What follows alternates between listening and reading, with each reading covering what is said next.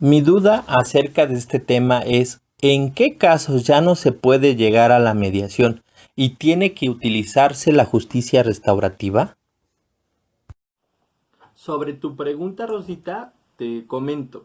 La justicia restaurativa o los procedimientos de justicia restaurativa siempre se van a llevar a cabo cuando haya un daño que reparar. Es decir, por ejemplo, un choque donde a lo mejor en un percance automovilístico hubo afectaciones del patrimonio, en este caso del vehículo, siempre y cuando no haya en riesgo la vida de las personas involucradas. Cuando incluso solamente son lesiones de primer grado o solamente hay que reparar en los vehículos o el vehículo que fue dañado, ahí puede proceder un procedimiento, valga la expresión, de justicia restaurativa. Donde haya siempre un daño que reparar, es donde se puede utilizar los procedimientos de justicia restaurativa. La mediación y la conciliación será en razón. Recuerden tener siempre presentes los elementos para llevar a cabo estos procedimientos. Cuando sea de manera voluntaria, cuando alguna de las dos partes lo requieren y la otra estén de acuerdo, es decir, que ambos consientan llevar a cabo este tipo de procedimientos. Cuando hay situaciones que se puede llegar sin necesidad de una situación de un juicio, ahí se pueden llevar procedimientos de mediación y conciliación. Por ejemplo, en una situación civil o patrimonial, cuando hay una distribución o hay en conflicto una situación de terrenos, cuando las partes involucradas prefieren llegar a un acuerdo en la compra-venta de un terreno, o incluso también la mediación y la conciliación se puede llevar, puede ser llevada a una pensión alimenticia, un régimen de convivencia, no así un procedimiento de divorcio. Ese sí tiene que ser llevado por la autoridad judicial, es decir, a través de un juicio y de un juez quien determine esa situación. También un conflicto de mediación o conciliación pueden ser límites territoriales, pueden ser límites vecinales, pueden ser incluso situaciones de servicios profesionales otorgados y que ustedes estén en desacuerdo con una instalación eléctrica, con una reparación o mantenimiento de una casa a través de un albañil o a través de un herrero, es decir, que ustedes hayan contratado algún servicio y que estén inconformes bajo esta situación, se puede llegar a una mediación o conciliación. En caso de no llegar a un acuerdo con el mediador, ¿éste tendrá que iniciar un proceso legal para que la problemática se solucione? Dentro del video daba a conocer criterios que se deben de respetar. Entre ellos se encontraba la confidencialidad, donde da a entender que ninguna de las partes debe de dar a conocer lo que pasó durante la mediación. Sin embargo, en el apartado se decía que se dará a conocer cuando estén de acuerdo. ¿En qué situaciones se manifestaría lo dicho en la mediación? Si alguna de las partes no respeta la confidencialidad, ¿tendrá alguna represalia?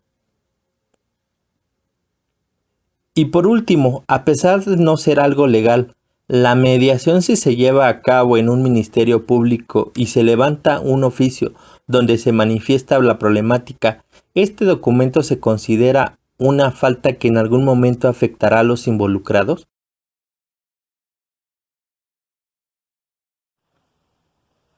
Gracias, Belén, por tus preguntas. Sobre la primera que nos dices, recuerden que la mediación, la conciliación o los procedimientos de justicia restaurativa se pueden llevar en cualquier momento de un juicio. Al inicio, durante el proceso del juicio o incluso cuando se concluyan los juicios. En cualquier momento se pueden dar. Obviamente que si las personas involucradas lo dialogan, lo platican y creen solucionar su conflicto a través de la mediación y la conciliación, será un recurso que podrán acercarse a hacer lo suyo. Pero si en algún momento ellos no se ponen de acuerdo, la obligación no es del mediador, el conciliador, más bien ahí los interesados son las partes involucradas. Recuerden que tanto en la mediación y la conciliación, los mediadores y conciliadores no dan del todo las soluciones. Recuerden que la mediación solamente guían y crean el ambiente para que las personas involucradas sean los que lleguen a los acuerdos. En el asunto de la conciliación siempre será a través de situaciones legales que favorezcan a las dos partes. Solo esas serán las participaciones de los mediadores y conciliadores. Si en algún momento las personas involucradas desean concluir o ya no llevar a cabo el procedimiento de mediación y conciliación, en ese momento pues ellos son los que se retiran del procedimiento y se concluye el asunto. Obviamente sí habrá un documento en el que diga que no se llevó a cabo la conclusión de la mediación o conciliación solicitada por tal motivo, y hasta ahí se cierra el expediente. En la parte donde nos preguntas sobre la confidencialidad y que ¿dónde se puede entender que ninguna de las partes deben de conocer o dar o decir o contar lo que pasó? ¿En qué situaciones se manifestaría lo dicho en la mediación? Solo pueden ser mencionadas, y obviamente bajo la reserva de ley de garantizar la privacidad de los involucrados, solo puede ser a través de situaciones académicas o didácticas. Fuera de ello, la situación de confidencialidad se tiene que dar, pero sobre todo, y en la siguiente pregunta también te lo respondo, es que la obligación de la confidencialidad es por parte de quien lleva o conduce la mediación y la conciliación, la conciliación, no de las partes involucradas. Ellos al final del día podrán contar y podrán referirlo a sus conocidos, a sus allegados o a sus representantes legales sobre lo que versó la sesión de mediación-conciliación e incluso el acuerdo que se firme, el convenio que se llegue a firmar. ¿Va que va? Entonces, en esas situaciones va el tema de la confidencialidad. A quien se obliga más es sobre todo a quienes llevan o encausan este tipo de procedimientos. Y finalmente nos hablas o nos preguntas acerca de los antecedentes no penales.